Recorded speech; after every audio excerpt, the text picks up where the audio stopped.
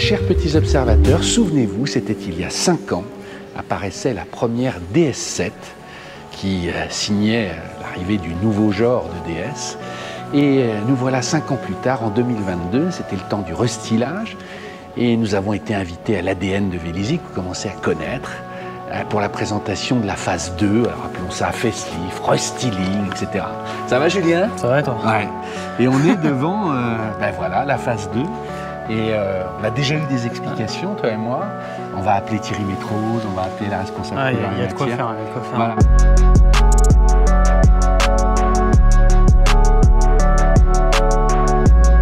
J'ai envie de te demander, on va se la faire, on a vu toi et moi, quel est le petit détail qui t'a marqué sur ce restyling? Toi, tu vas parler de... Non, je pense que c'est à l'arrière, c'est à l'arrière. Moi aussi. Ok. Bah, alors, tu veux commencer? le même. Ouais. Ok, bah, attends, moi, je pense que c'est... Moi, je vais te dire, vas-y. Moi, c'est ça. C'est c'est les deux là, ouais. C'est deux lignes avec les lignes d'en bas. En fait, la DS7, elle avait le côté toujours un peu galet. Elle est assez ronde comme voiture, tu vois. Et là, c'est fini. Il n'y a plus de... Voilà, tu as des lignes anguleuses. Et franchement, avec ces lignes-là, on dirait une DS4. Franchement, tu retrouves la DS4, quoi. C'était pas ça, toi, c'est autre chose? Non. Ah, c'est ça, peut-être. Ah ben, c'est ça. Ouais. C'est le fait qu'il marque... Avant, il y avait marqué Crossback et il marque DS Automobile. Ça peut paraître rien, mais s'approprier le nom automobile, pour moi, ça veut dire deux choses. Ça veut dire, alors qu'on te dit que la voiture, c'est fini. Non, on est une marque automobile, on l'assume. Et deux, quelque part, ça appartient à tout le monde, le mot automobile, ben, c'est DS qui le prend. Moi, je trouve ça génial. C'est joli, ils ont la bonne typo, ils sont forts là-dessus. On est dans le détail. Mais ce qui est drôle avec la DS7, moi, en étant totalement transparent, j'ai jamais trop aimé au début. Ouais. On avait fait une vidéo, on était dans le sud de la France avec un petit observateur qui a fait beaucoup de vues. C'était pourquoi j'ai choisi une DS7 Crossback. Et à cette période-là, c'était à 3 ans et demi, 4 ans, je me rappelle les commentaires, c'est de la camelote, c'est que des chromes et tout. Ce qui est intéressant, c'est que maintenant, on en voit partout. Nous, on est un peu dans l'ouest parisien, t'en vois partout en noir, souvent en diesel, truc et tout, mais c'est unanime. Et dans l'autre sens, elle avait ce côté galet. Ce qui est drôle, c'est qu'il y a 10-15 ans, quand tu faisais un restylage, tu sais, on parlait de la 406 par exemple, tu vois, ça nous faisait rire, ils mettaient un petit bandeau blanc et le phare était rouge, t'étais content. Là, c'est presque une nouvelle bagnole quand tu vois. Enfin, regarde ça, on va en parler après en détail avec Thierry Métrose, mais là, t'as quand même...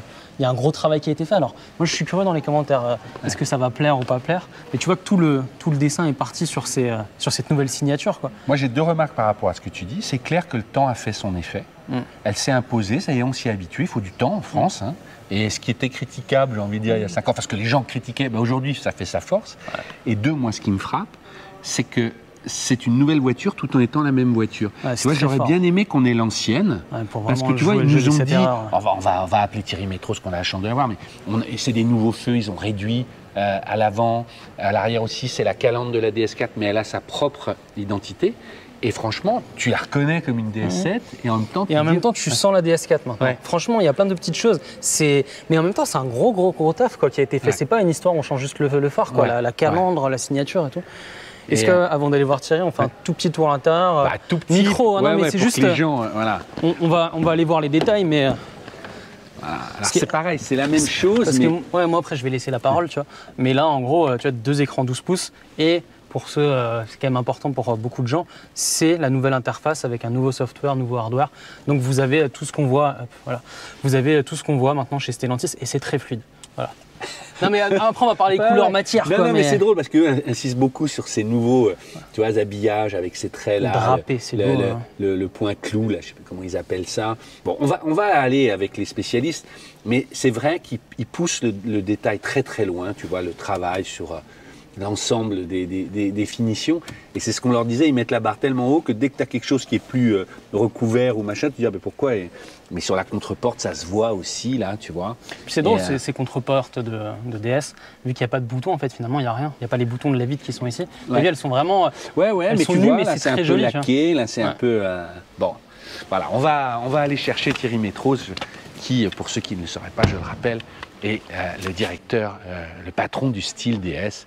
C'est lui qui, depuis le début, après Jean-Pierre Plouet, œuvre sur la marque DS. Voilà. Bonjour Thierry, ça va bien? Bonjour, comment vas-tu? Ça va très bien. Ravi de te voir. Alors Thierry, on l'a dit en off, on a déjà fait un premier tour avec toi pour avoir des questions. Il y a plein de choses à dire sur cette voiture. Mais moi j'ai remarqué déjà une chose, tu m'as tout de suite dit, On a mis moins de chrome, le chrome commence à être moins à la mode sur le premium. Pourquoi? Complètement. Ouais. En fait, c'est un mouvement qui s'est engagé il y a déjà plusieurs années. Hein. C'est qu'en fait, le chrome, c'était l'apanage des marques premium il y a encore 5 ou 10 ans. On mettait du chrome parce que ça enrichissait les voitures, ça brillait, ça mettait en valeur, le style. Et puis depuis quelques années, il y a vraiment un inversement des tendances. C'est qu'en fait, c'est les généralistes qui mettent de plus en plus de chrome pour monter en gamme, et la plupart des constructeurs premium, et puis nous DS, on est vraiment investi là-dedans, c'est de mettre de moins en moins de chrome, voire de l'enlever complètement. Alors pour des raisons esthétiques, parce que c'est des nouvelles tendances, tout est beaucoup plus intégré à la carrosserie avec du ton caisse, du glossy black. On préfère cet aspect un peu monolithique, on évite de mettre trop de chrome.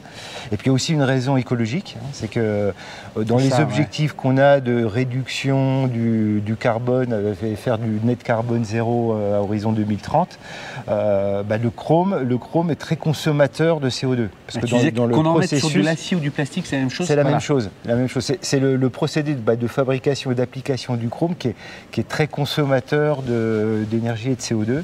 Voilà, donc il y a aussi cet aspect-là. Voilà. Peu de gens savent. Voilà. Alors, on est devant la face avant, on va commencer par elle. Là aussi, j'ai appris quelque chose. Tu m'as dit maintenant, il y a chez vous, dans tes équipes, il y a des responsables uniquement sur les parties feu, ce qu'on appelle lightning, et jantes en même temps. Mais c'est devenu si important que ça. Aujourd'hui, tu disais la signature lumineuse, les éclairages, c'est une grosse partie maintenant de l'identification, il faut investir beaucoup. C'est fondamental. Alors c'est historique chez DS, parce que depuis le début de l'histoire de DS, on a mis, comme on dit, on a mis le paquet sur les éclairages à l'avant, à l'arrière. Mais c'est historique, on a toujours eu nos DRL verticaux séparés des projecteurs qui signaient nos véhicules, et ça depuis l'origine sur DS7, sur DS4, on retrouve comme ça ces feux de jour emblématiques. Et puis là, on pousse de plus en plus loin. Viens me montrer, parce que là, voilà, il faut presque se mettre à genoux, mais là, il y a toute une histoire. Tout est nouveau Alors voilà. tout est nouveau. Ouais. Alors, tout est nouveau. Donc on a redessiné entièrement toute la partie lighting. Alors, les projecteurs qu'on a affinés. Ouais. Donc sur nouvelle DS7, on retrouve des projecteurs beaucoup plus fins. On a fait un saut technologique aussi. On a profité pour intégrer une technologie Pixel Light. Donc qui donne une qualité d'éclairage, un éclairage adaptatif, donc avec une prestation incroyable. On a vu, ça fait 320 mètres de portée. Tout à fait. Ça, s'il y a une voiture, ça va éclairer en dessous pour ne pas éblouir, mais sur les côtés en même temps. Exactement, donc on peut rouler en plein phare. C'est un éclairage totalement intelligent, on l'appelait comme ça, adaptatif. Donc on n'éblouit jamais personne, on a une qualité d'éclairage incroyable, et tout ça dans une surface et un volume de projecteurs complètement affiné. Donc là, c'est une vraie prouesse technologique. Et puis la grosse innovation, c'est ce qui se passe là, tout simplement, qu'on appelait le Light Veil. Donc c'est l'idée. Le Light Veil, c'est le voile lumineux en français. D'accord. Il faut parler en français parce qu'il y a beaucoup de petits observateurs. Voilà, les gens disent parler anglais, c'est pas bien. Là, c'est construit à Mulhouse la voiture, voilà. Mais c'est un rêve qu'on avait depuis longtemps. En fait, et qu'on travaille justement avec mes équipes Lightning, parce que j'ai des équipes qui sont dédiées uniquement au design des projecteurs. Quelqu'un de 365 jours par an, il pense à ça. Donc c'est Nicolas Deluy qui lead cette équipe, et il passe 100% de son temps sur trouver des nouvelles idées, des nouvelles technologies pour alimenter nos projets futurs. Et là, on a réussi à faire quelque chose qu'on rêvait de faire depuis longtemps, c'est d'intégrer en fait la lumière avec la teinte de la carrosserie. Vous avez passé beaucoup de temps pour que ça soit raccord, c'est ça? Et ça, c'est une première mondiale. On est les premiers à avoir cette technologie et ce savoir-faire pour arriver à avoir en fait ce qu'on appelle un matching color, ou un ajustement de la couleur parfait entre la couleur du bouclier et la couleur du Light Veil. Et ça, c'est décliné avec toutes les teintes de caisse.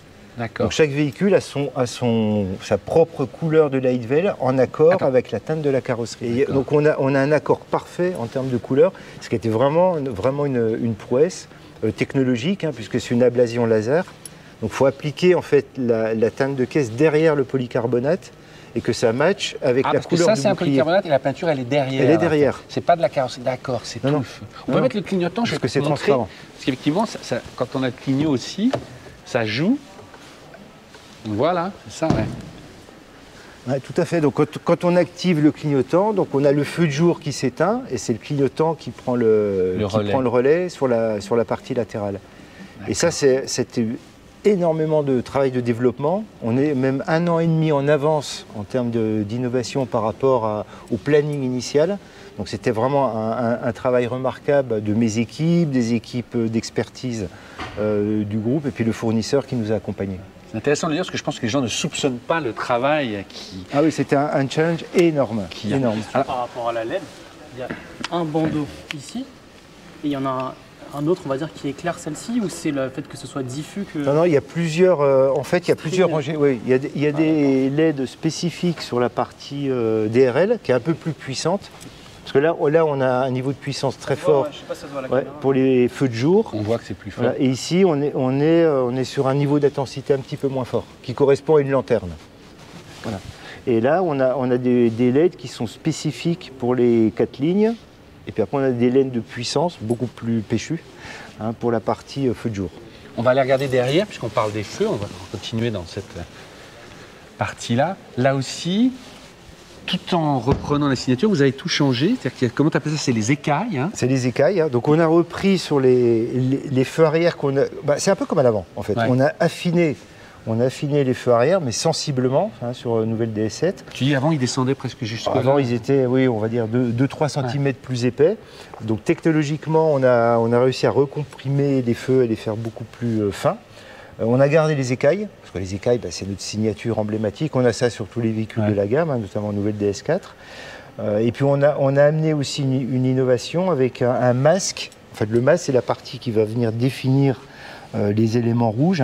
C'est un masque en chrome noir. D'accord. Donc qui permet d'accentuer le contraste avec le rouge et d'accentuer aussi la lisibilité des petits traits lumineux rouges.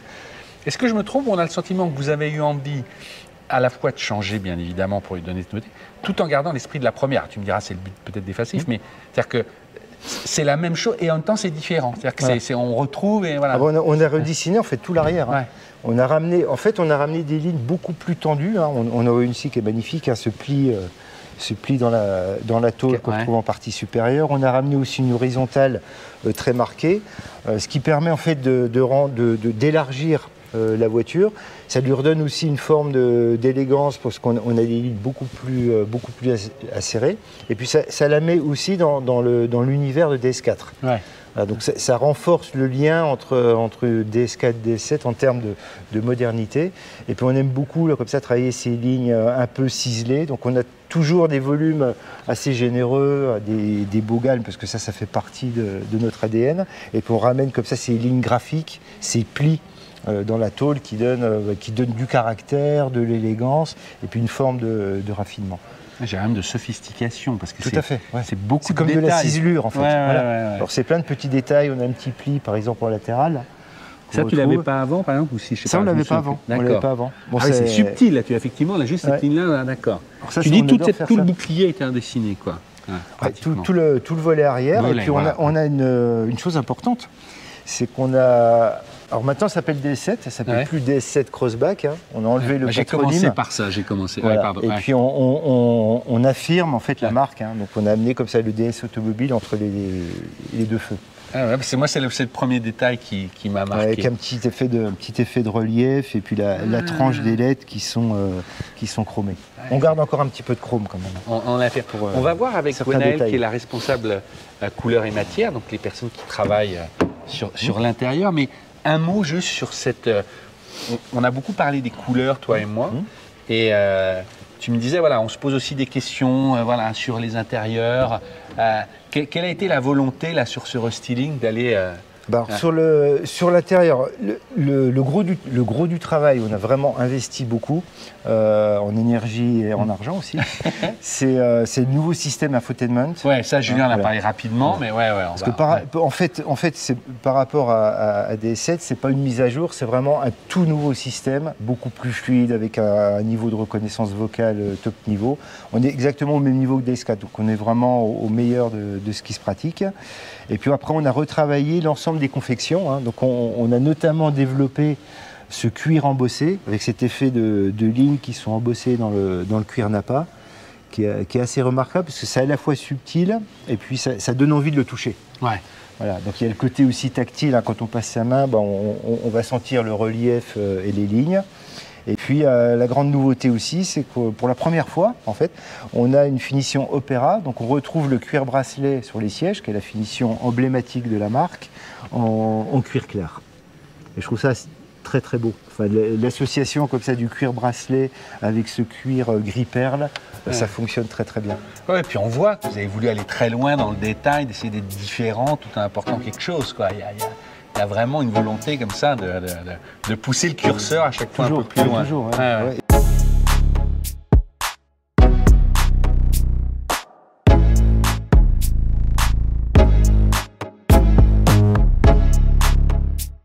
Ben, installez-vous.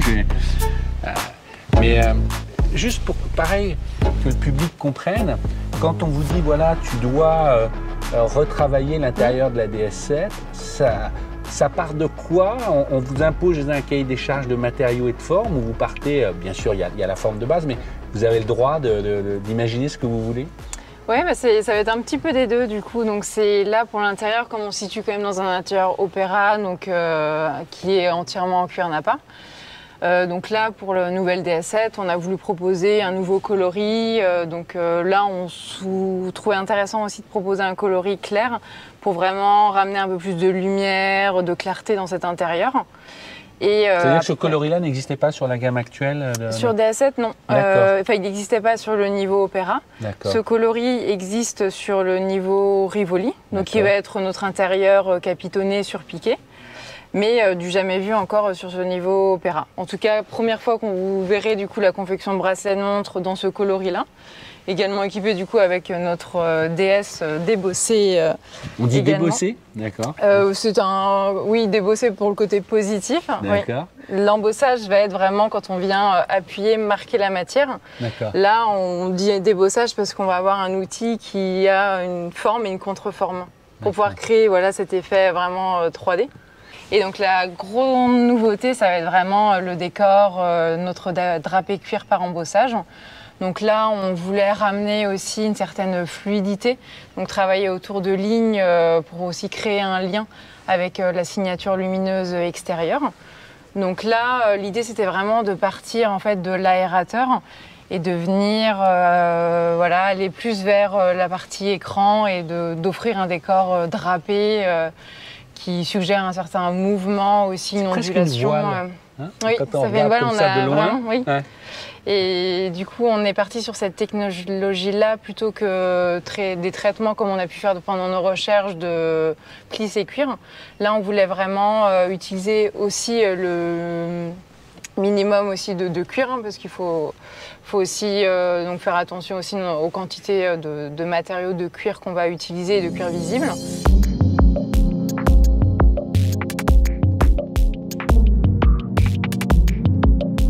On va faire un petit point sur les motorisations, Julien, parce qu'elle est quand même... en fait, maintenant, tu gardes une version diesel 130 chevaux pour les gros rouleurs. Et ce sera l'entrée de gamme, en fait. Voilà. Mais en gros, tu n'auras plus que des hybrides rechargeables. Tu n'as plus un essence simple, tu vois, même un bloc 130 ou 150. Maintenant, tu commences avec le 225, 300, 360. Et là, ça, c'est la nouveauté. Tu as le 360 dessus, avec une batterie un peu améliorée. Donc, ça te permet, je pense, en réel, tu dois peut-être dépasser les 50 km d'autonomie. Mais... Ouais, c'est ce qu'ils annoncent. Mais on va aller jeter un œil sur la version 360, puisqu'elle est là.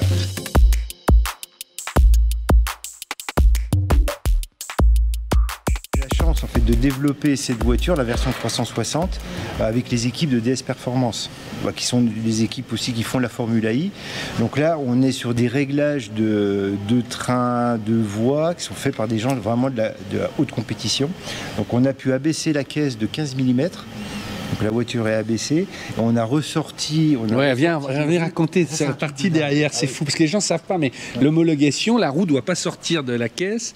Il y a une tolérance. Hein. Voilà, donc en homologation, on va dire, une voiture traditionnelle, il y a toujours une marge de 10 mm, on va dire, entre l'extérieur de la carrosserie et le pneu, on se réserve toujours une marge de 10 mm en fonction des montres de pneumatiques. Là, on est dans le monde de la compétition. Clairement, on est à 0. Donc on n'a pas 1 millimètre de marge par rapport à l'homologation. Quand ils ont présenté ça à l'homologation, il n'y avait pas de marge. Il n'y a pas de marge. On dit que c'est zéro. On s'est mis à l'homologation, on est à 0. Et on le voit bien, hein. On voit que la distance entre ce petit élément et le flanc du pneu, on a 0 mm. Voilà. Et là, on est vraiment dans l'esprit, c'est des réglages de compétition. Hein. Sur les trains, sur la chaîne de traction aussi, hein, puisqu'on bénéficie en fait sur cette auto de toute l'expérience qu'on a pu acquérir en Formula I, dans tous les grands prix, donc récupération d'énergie, efficacité des batteries, des moteurs électriques, toute la gestion électronique, elle est directement issue du savoir-faire en Formula I.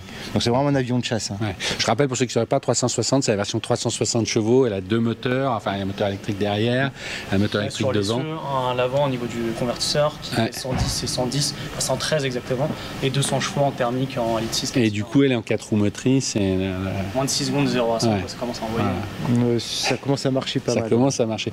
Voilà. Hugo, je reviens à vous. J'imagine que vous travaillez sur d'autres projets dont vous ne pouvez pas parler, mais ça doit toujours être bouillonnant.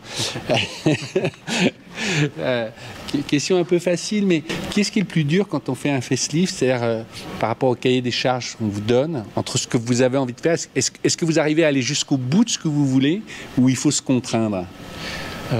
Notre travail, de toute façon, c'est toujours de prendre en compte des contraintes. C'est le travail de designer. Donc ça fait partie de notre métier, donc on va dire c'est une chose normale. Mais le travail d'un restylage, la discipline peut être un peu différente. C'est-à-dire quand on part pas de zéro, c'est-à-dire qu'on a déjà une feuille de route à suivre.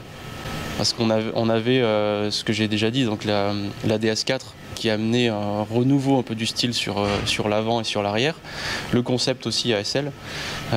Donc c'est des éléments à reprendre qui doivent être réinjectés sur une voiture qui existe déjà.